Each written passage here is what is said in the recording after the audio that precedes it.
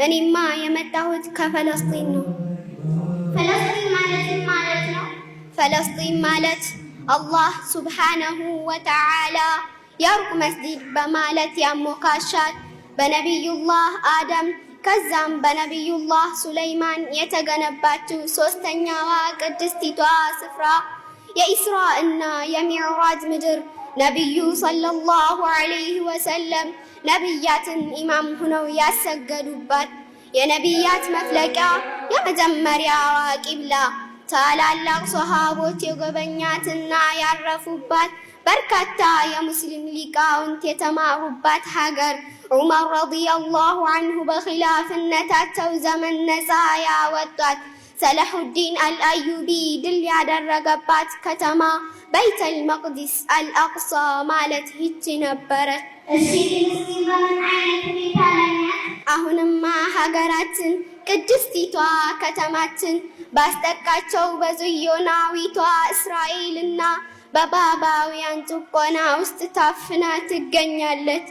ጋዛ የኢማሙ ሻፊዒ ሀገር ያለ ምግብ ያለ ውሃ ያለ ገበያ ያለ መጠለያና ያለ ሕክምና ህዝቦቿ ግን ከጋዛ ሙተው ሸሂድ ሁነው ወደ ሰማይ እንጂ ወደ ሌላ ምድር አንሰደድም፣ በጭራሽ እጅ አንሰጥም በማለት የዓለሙ ሙስሊም ንብረት ዓለምን ብቻዋን ትጋፈጣለች።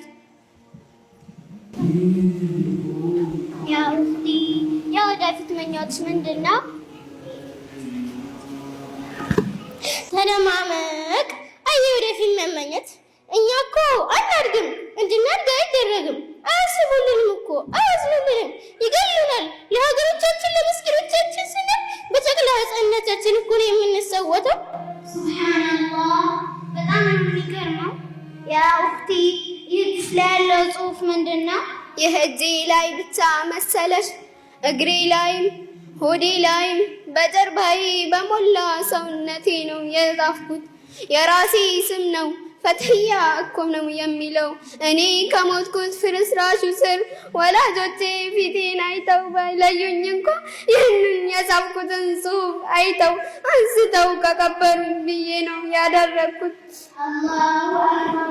እስኪያን ከማን ጋር ያደረግኩት? ከቤተሰቦቻችን ጋር ነበርን። ወንድሜ ታሞ አባቴ ወደ ሆስፒታል ወስዶ ቢጠይቀው ይድናል አለው። አብሽር ተስፋ አለው። ባባም ቆይቶ ወደ ሆስፒታል ቢመለስ ልጆን አጣው። ልጆ የለም ሞቷል። ዶክተር